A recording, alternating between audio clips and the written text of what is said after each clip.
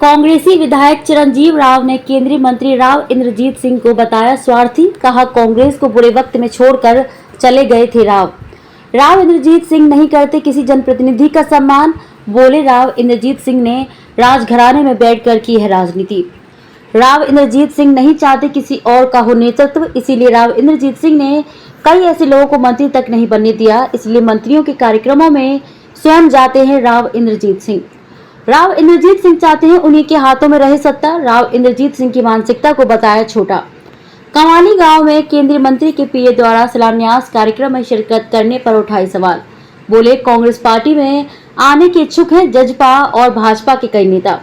कांग्रेस के सभी नेता मिलकर कर रहे हैं पार्टी के लिए कार्य। रेवाड़ी में सरकारी भवन को लीज पर देने का किया विरोध। लीज पर देने वाली संस्था को बताया दागदार। सरकार की मंशा पर उठाए सवाल। कहा कि संस्था को लेकर पहले से है रेवाड़ी में भारी रोष। संस्था को सरकारी भवन लीज पर देने में है भारी गड़बड़ झाला। लड़ेंगे लड़ाई, जल्द करेंगे जन आंदोलन। विधायक ने शिक्षा मंत्री के बयान को बताया शर्मनाक। बीते दिन शिक्षा मंत्री कुंवर पाल गुर्जर ने रेवाड़ी में दिया था विवादित बयान। कहा था कि सरकारी स्कूलों में पढ़ते हैं ग्रुप सी और डी की सोच वाले छात्र। बोले, ऐसा बयान दर्शाता है कि सरकार की असली मानसिकता। सरकार चाहती है कि दक्षिण हरियाणा के बच्चे ग्रुप सी और डी तक ही रहें सीमित। शिक्षा को व्यापार समझते हैं शिक्षा मंत्री। गरीब बच्चों को दबाने का काम कर रही है ये सरकार। मुआवजा राशि पर भी उठाए सवाल। मुआवजे के नाम पर दी राशि को बताया ऊंट के मुंह में जीरा। प्रदेश में आम आदमी पार्टी के वजूद को लेकर बोले विधायक, बीजेपी की बी टीम के रूप में काम कर रही है आप पार्टी। लगातार घट रहा है आम आदमी पार्टी का ग्राफ। आप पार्टी छोड़ कांग्रेस ज्वाइन कर रहे हैं नेता। देश और प्रदेश में लगातार बढ़ रहा है कांग्रेस पार्टी का ग्राफ। कांग्रेस पार्टी में खींचतान के सवाल पर कहा कि शीर्ष नेतृत्व ही लेगा बड़ा फैसला। रेवाड़ी में लगातार जारी है कांग्रेसी विधायक चिरंजीव राव का जनसंपर्क अभियान। रेवाड़ी में 60 गांव व 20 वार्ड में दौरे कर चुके हैं विधायक चिरंजीव। रेवाड़ी में 60 गांव व 20 वार्ड में दौरे कर चुके हैं विधायक चिरंजीव राव। कहा, 9 सालों में सरकार ने किया है जनता को छलने का काम। माझा गुरदासपुर गांव में जनसभा को संबोधित करने उपरांत पत्रकारों से बातचीत में बोले विधायक चिरंजीव राव। हाथ से हाथ जोड़ो का कार्यक्रम पूरे देश भर के अंदर चल रहा है। हरियाणा में भी इसका चल रहा है और करीबन 60 गांव और 20 से ज्यादा वार्ड में अब तक कवर कर चुका हूं। लोगों के बीच में जाकर उनकी जन समस्याएं सुनते हैं और जो भी उनकी समस्या है कोशिश रहती है कि मौके पर उनका निदान किया जाए। जो अधिकारी हैं संबंधित उनसे बात की जाए और लगातार हमारी यही कोशिश है कि लोगों की जो भी समस्या है उनको हम दूर कर सके। लोगों का बहुत सहयोग हर जगह मिल रहा है। लोगों के अंदर भारी रोष सरकार के प्रति है। आज लोग ये देख रहे हैं कि पिछले 9 साल के अंदर छलने के अलावा कोई काम इस सरकार ने नहीं किया। जो एम्स की बात करी गई थी वो एम्स अब तक नहीं बना है, ना आपका मेडिकल कॉलेज बना है, ना आपके बस स्टैंड, ना रेवाड़ी का, ना धारवेड़ा का बना है। आज आप गांव में देख लीजिए, शहर में देख लीजिए, बेसहारा पशुओं की बहुत बड़ी समस्या है।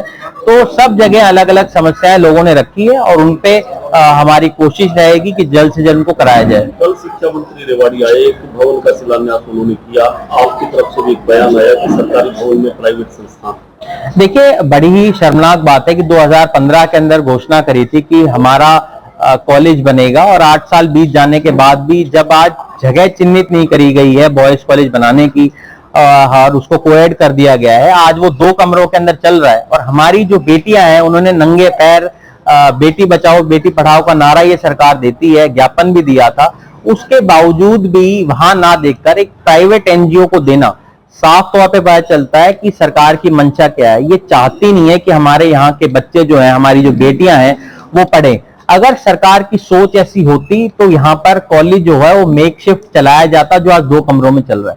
तो इस तरह से विकल्प एक प्राइवेट संस्था है, लेकिन जिस तरह से पैसा सरकार का है, जमीन सरकार की, बिल्डिंग सरकार की, लेकिन पैसा एक आदमी को दिया जा रहा है, इस पे क्या कहेंगे? देखिए, आप एक बात बताइए, इतनी बड़ी हमारी जो बिल्डिंग बनी हुई है, अगर आपके पास बिल्डिंग ज्यादा होती या एक्स्ट्रा पड़ी होती तो आप किसी प्राइवेट संस्था को देते। और ये विकल्प वैसे भी आपने देखा होगा 3-4 साल पहले ये बात आई भी थी कि उनके जो अभिभावक हैं वो गए थे कि जबरन उनको बच्चों को वहां रोका जा रहा है। तो एक ऐसी एनजीओ जिसके ऊपर पहले से दाग लिया हुआ है, क्या कारण है कि उसको इतना पैसा सरकार अपनी तरफ से लगा रही है? बहुत सारे जो अभिभावक हैं उनका मुझे फोन आया, शिक्षक हैं उनका मुझे फोन आया कि ये बहुत गलत हो रहा है और पूरे रेवाड़ी शहर के अंदर ये भारी रोष लोगों के अंदर है कि क्यों हमारी जो इतनी महंगी जमीन है, सरकारी जमीन है, एक प्राइवेट संस्था को दी जा रही है। तो मुझे लगता है कहीं ना कहीं इसके अंदर बहुत बड़ा गड़बड़ घोटाला है और इसकी लड़ाई हम जरूर लड़ेंगे।